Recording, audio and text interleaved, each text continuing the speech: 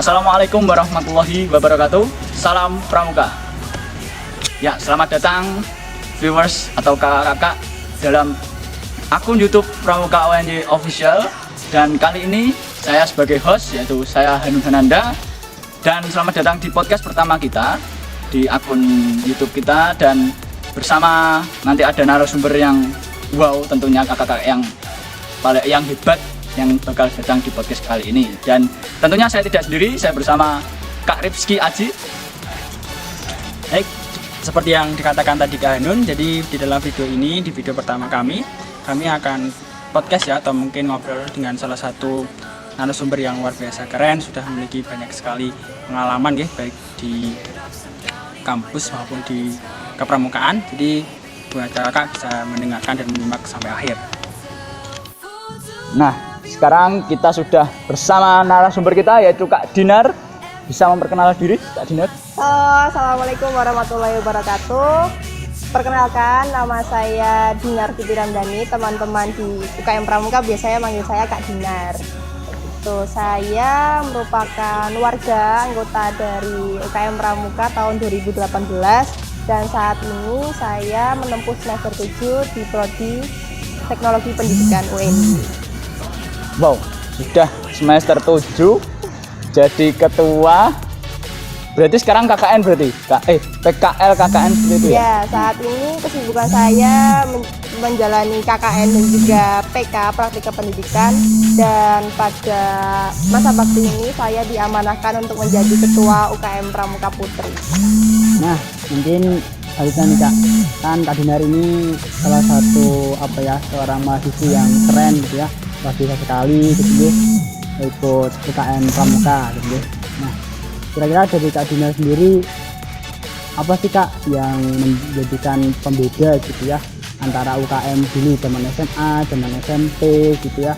Sekarang kan kalau di UKM tingkat universitas itu seperti apa sih Kak yang jadi Kak Dinar rasakan, mungkin bisa dijelaskan ke penonton, monggo Kak.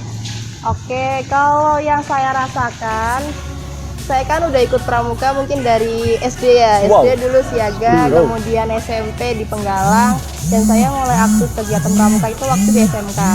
Di SMK itu saya bergabung di Dewan Ambalan. Waktu itu saya juga jadi pengurus, jadi bendahara, dan itu saya mulai tertarik. Oh, ternyata kegiatan pramuka itu seru banget, banyak kegiatan yang menarik dan juga menantang yang bisa kita ikuti.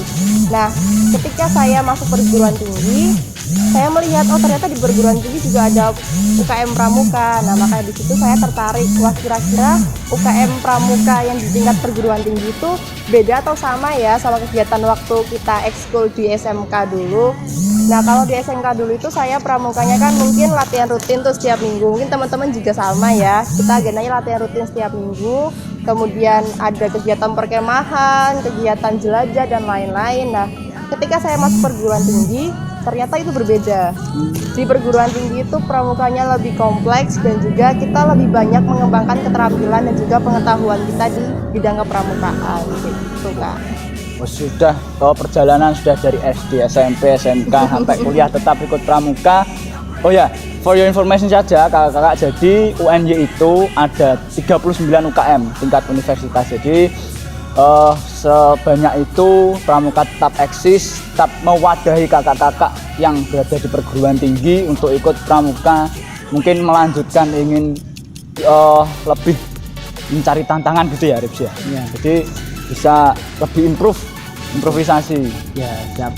Ya, tadi dari Kak Dinar terkait di pramuka di tingkat kampus ya, di tingkat universitas. Mungkin yang selanjutnya tanya Kak Dinar, kegiatannya apa saja sih Kak di UKM Pramuka? Mungkin dari Kak Dinar bisa menjelaskan terkait kegiatannya ada apa aja Kak? Oke, kegiatan di UKM Pramuka UNY ya Kak. Oke, jadi ini ketika saya dulu waktu masuk ya, waktu awal sekali saya masuk di UKM Pramuka UNY itu saya mengikuti kegiatan penerimaan tamu racana. Kalau dulu waktu di SMK mungkin namanya penerimaan tamu ambalan. Biasanya kan kalau dulu upacara atau ada juga yang perkemahan. Nah, kalau di Pramuka UNY itu kegiatan PTR-nya itu berupa kegiatan pematerian dan juga ada juga praktik-praktik yang kembali mengingatkan kita kepada keterampilan kepramukaan itu kayak gimana. Nah selanjutnya ada juga kegiatan namanya Diksi Ketpram. Jadi setelah selesai PTR penerimaan tamu Racana itu kita mengikuti kegiatan Diksi Ketpram. Nah di Diksi Ketpram itu nanti kita lebih diasah kembali kegiatan keterampilan kepramukaan kita itu seperti apa. Nah setelah ikut Diksi Ketpram itu saya resmi menjadi warga Racana. Nah setelah saya menjadi warga itu banyak sekali kegiatan internal di Racana itu yang benar-benar membantu kita untuk mengembangkan diri kita. Yang pertama ada kegiatan geladian kepemimpinan, kemudian ada juga kegiatan tasyakuran, kemudian ada juga kegiatan latihan rutin, kemudian ada kegiatan apa lagi ya, ada juga kegiatan utama yang setiap tahun itu skalanya besar dan juga bisa bersifat nasional. Seperti tahun ini itu ada kegiatan namanya Galaksi. Galaksi itu gelar keterampilan dan aksi lomba, ininya kegiatan lomba-lomba itu tingkatnya nasional dan diikuti oleh teman-teman dari Racana Sahabat. Jadi ada proker rutin, Ya. proker utama sama yang tadi yang tasyakuran itu berarti yang apa ya, kayak rutinan gitu ya Kak ya? Iya. Oke, jadi banyak banget berarti kalau di UKM tingkat univ apalagi pramuka, tentunya kalau pramuka itu nggak di dalam aja dong, otomatis di masyarakat juga bakal ada kegiatan juga ya Kak? Betul. Kita juga ada kegiatan pengabdian masyarakat juga.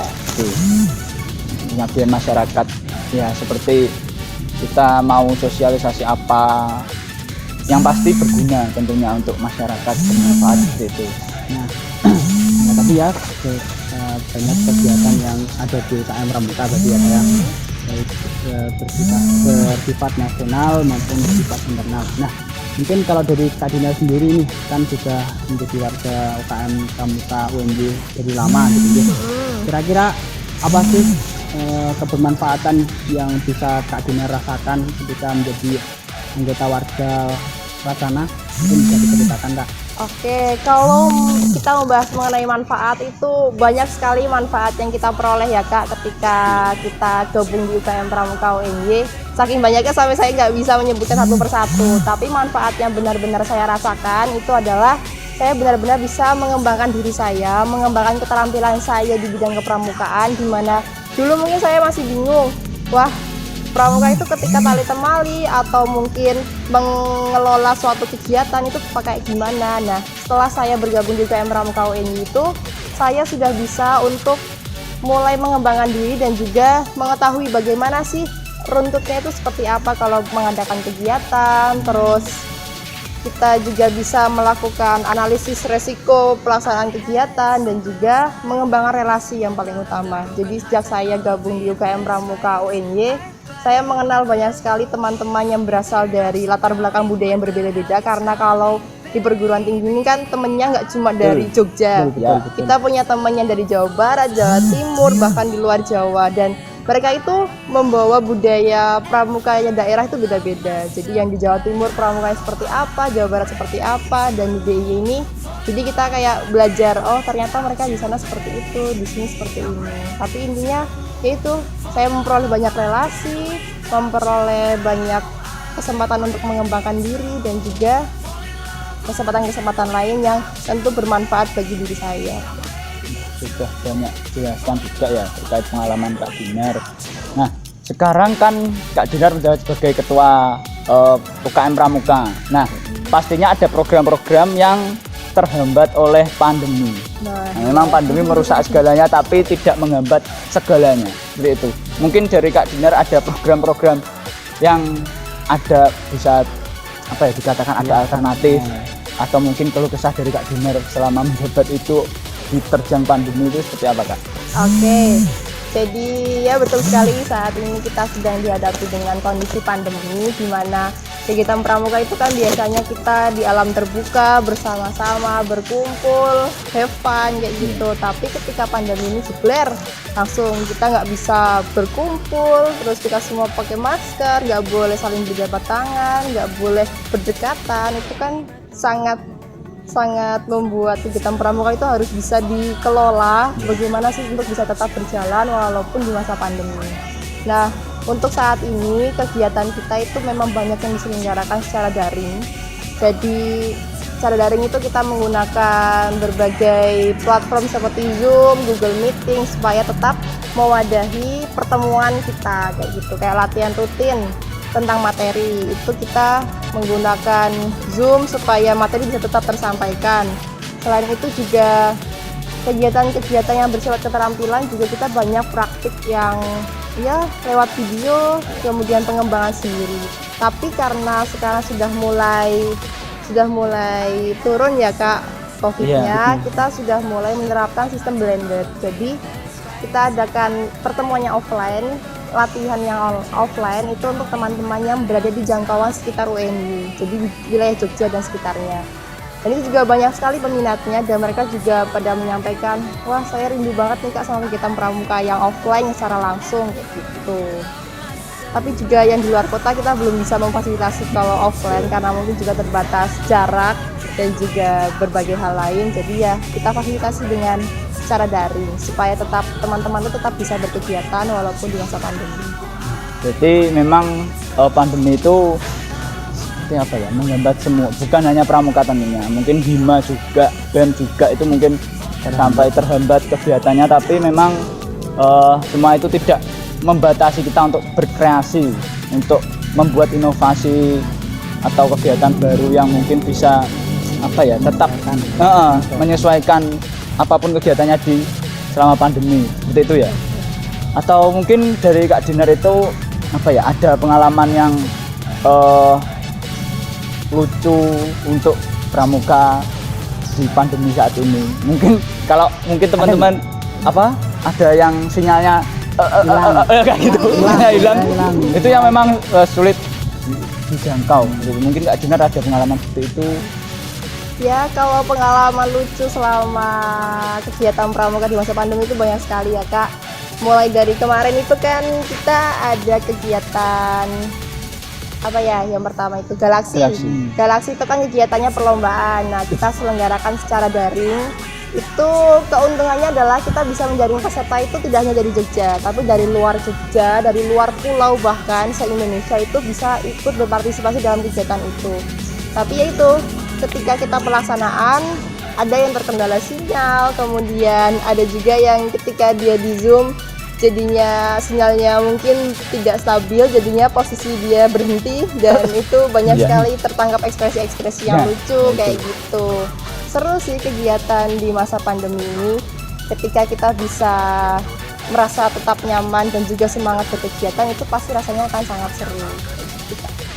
Seperti itu, berarti memang banyak kejadian yang mungkin di luar dugaan kayak tadi yang sinyal. Mungkin kalau pengalaman kita itu mahasiswa, kalau ditanyai dosen sulit, alasan sinyal pasti. Ya kan nggak salah, itu sudah mungkin mohon maaf kalau dosen-dosen merasa tersinggung, tapi memang semoga semua mahasiswa itu belajar lebih giat, lebih fleksibel juga kan kalau pandemi itu. Jadi bisa menyesuaikan gitu ya, Arif. Nah, benar banget. Jadi apa ya, pandemi ini bukan penghalang bagi kita untuk karya juga ini. Betul sekali. Sangat kreatif, kemudian apalagi jangan sampai karena pandemi kayak gini mungkin bisa menghambat untuk mengupgrade kapasitas gitu ya. Nah, itu mungkin ada beberapa pengalaman atau bahkan semua pengalaman itu memang menjadi guru terbaik. Ya, seperti itu. Ya sudah, mungkin itu yang bisa kita obrolkan dengan Kak Dinar. Terima kasih Kak Dinar sudah bersedia hadir di podcast pertama kita. Ya, pertama kita. Iya. Pertama sudah langsung ketua. Ya mungkin semoga kita nanti bisa menghadirkan narasumber-narasumber yang hebat tentunya. Mungkin dari luar pramuka juga kita bisa masukkan. Ya, semoga berjalan dengan lancar, dan terima kasih juga untuk semua kakak-kakak yang bersedia menonton sampai akhir. Jangan lupa like, komen, dan subscribe. Dan jangan lupa lonceng diaktifkan. Mungkin kita akan update video yang terbaru ya. Itu pesan kita, jaga kesehatan. Jangan lupakan pesan ibu, pakai masker, jaga jarak, dan tentunya tetap jaga prokes. Ya. Kalau tidak perlu keluar rumah ya jangan keluar rumah. Itu mungkin ada closing statement dari Kak Dinar. Ya, nanti Kak. Oke, terima kasih. Tetap semangat berkegiatan, jaga protokol kesehatan karena pandemi belum usai, tapi kita juga tetap harus berkegiatan. Seperti itu. Salam semangat dan ayo gabung di UKM Pramuka Ya, biar ikut serta betul, mengembangkan diri dan juga keterampilan di Pramuka. Mungkin dari Kak Rizky ada apa? Wejangan. Ya, silakan. Ya mungkin menjadi pengingat bareng-bareng aku sih Kak untuk selalu berdoa dan selalu berupaya untuk menaati protokol kesehatan itu ya, itu juga perlu. Dan saran saya jangan pernah berhenti untuk belajar, berproses gitu ya, walaupun pandemi. Semoga pandemi ini bukan menjadi penghalang dan semoga pandemi ini selesai. Amin, amin ya rabbal alamin. Ya, itu tadi jadi untuk podcast kali ini. Jangan lupa like, comment, dan subscribe juga. Terima kasih semuanya. Jadi untuk penonton juga terima kasih banyak. Sekian dari kita, kurang lebihnya kita mohon maaf. Wassalamualaikum warahmatullahi wabarakatuh.